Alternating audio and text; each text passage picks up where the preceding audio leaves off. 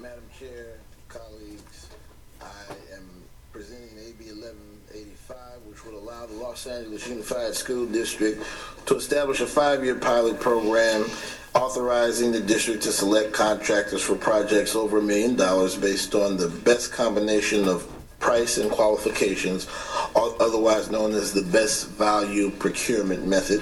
This is used in several large educational settings, including the University of California. This is a smart job creation, facilities management measure, and it is a top priority of the Los Angeles Unified School District, so much so that they sent their chief of facilities, who was running one of the largest construction programs in the country today.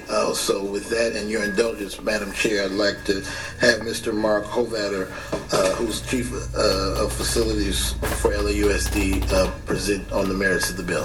Thank you very much. On the merits of the bill. Thank you very much. Please, in support of the bill. Thank you. Mark Hovatter. We've got a very aggressive construction program. We've been doing it for a while. We have a pre-qualification system that's very effective, and probably 1/3 of all the contractors that would like to do business with us don't meet our standards, and we don't do business. One of the problems is with those remaining 2/3, if we just awarded based on low bid only, we would assume those other 2/3 are all equal and they're going to perform equally. That just hasn't been the case for us with our experience. A best value allows us to consider other things that we believe are of value to us. If someone finishes on time, if they've got quality in their construction, if they adhere to their warranty standards, if they comply with all the other laws like prevailing wage and substitution of contractors and those sort of things, we can recognize that and not have them get undercut by someone that comes in and bids a few dollars less and gives us less of a product. We believe that if we have the best value process, we can do it fair and objectively based on actual facts and not just opinions that people have, but matters of record, and we can compile that and get someone that's actually going to produce the best value. We believe that we'll be able to produce results from this pilot program that are successful, similar to what the UC systems have been as well. Thank you. Thank you. Others in support? Madam Chair, Member Cesar Diaz on behalf of the State Building and Construction Trades Program Council. We also very much agree with Mr. Hovatter. We believe the district has been exemplary in its delivery of construction projects, public works. We believe it's a good model for other districts to follow as well. Not only having the pre-qualification, but also having a project labor agreement that applies to all of their construction. And what this bill does, it also ensures that even when they use best value, they're also going to use a highly skilled and trained workforce made up of local workers as well. So that will not only create benefits to the quality of construction, but also ensure that the investment in construction dollars remains within the local economy. And for those reasons, we urge your support. Thank you. Thank you. Any others in support of the bill? Is there opposition to the bill?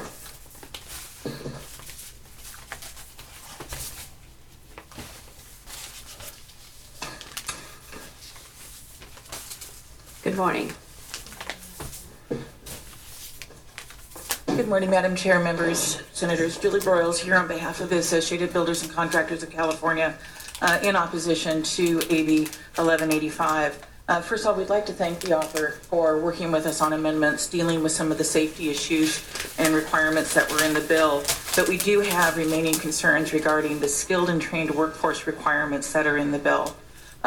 Our programs, ABC California and our chapters have very respected and very issue from our programs graduates with terrific skills and training. We all meet the same level of training requirements that are required of every other apprenticeship program, whether it's a unilateral or a joint program. As it is currently written, the tiers of years by which you must provide skilled journey people in relationship to your entire workforce is one that actually disadvantages the non-union contractor, the minority contractor, and women-owned contractor businesses that are going through the process. If you are going to use and insist on the skilled workforce requirement, we've been asking for a longer phase-in of this. That is something that has not occurred and continues to be of concern to our members in our training programs. Last of all, we'd like to make sure that there is a way to ensure that those who receive their training in other ways, such as through the military or other service type structures to gain the experience, have a pathway into the skilled journey person requirements here laid out in the bill. For those reasons, we're asking for a no vote. Thank you.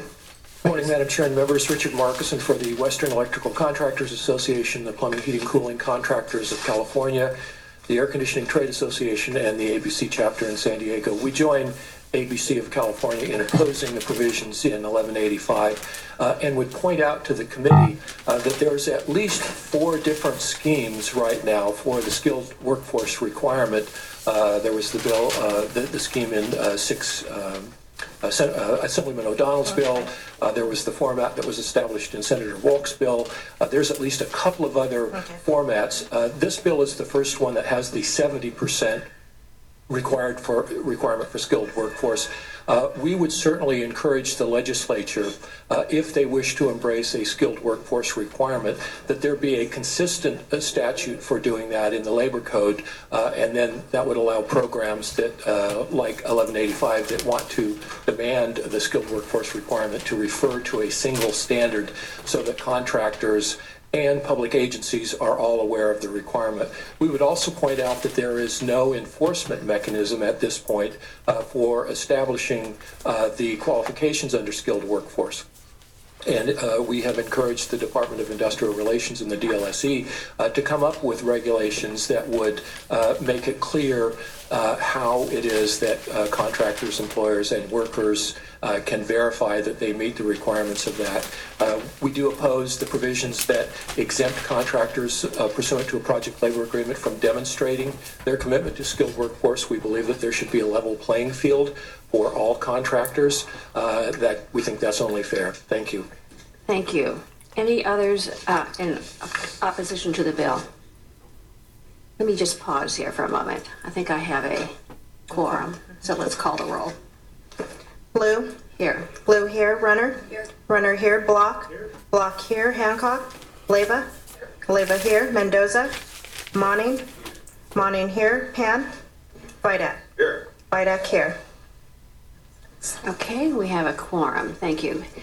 So, Assemblymember Ridley Thomas, you've heard the opposition. Are you in any kind of, have you worked at all towards We some have, of their, and some of their they issues? acknowledged that in their initial comments of there were issues brought up, I think, in the either the appropriations or the Assembly Education Committee that we addressed that were a reasonable step, and we work with stakeholders around the table. But the fundamental point to note about the work is that if we can use best value procurement methods in LAUSD, it will stimulate continued activity. Most of the work in terms of the major construction projects in Los Angeles County are driven by the public sector right now, and it stimulates a broad base of activity. This is not a prohibitive of contractors who have fair labor standards, respected practices, honor the tenets of local hire, work through the union halls, use apprenticeship programs, are in our workforce development apparatus, and the like. So this is a stimulative.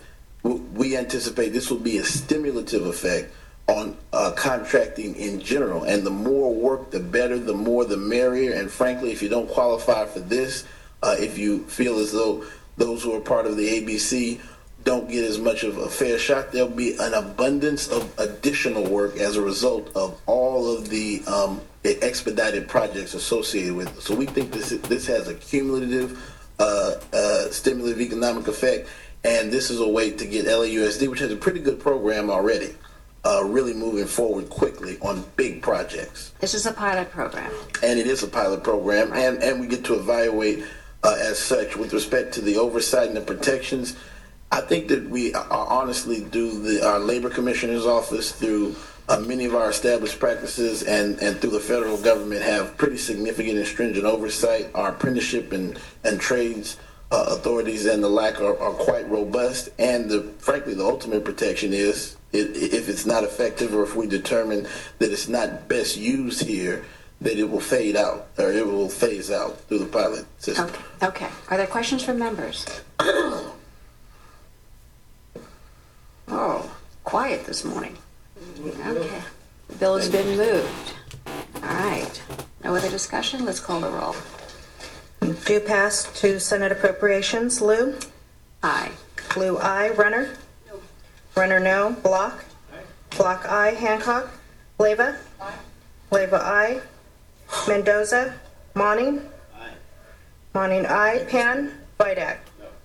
Vidak, no. It's 4-2. You have 4 votes. We'll leave the roll open for our absent members. Thank you, Senator. Thank you. Members.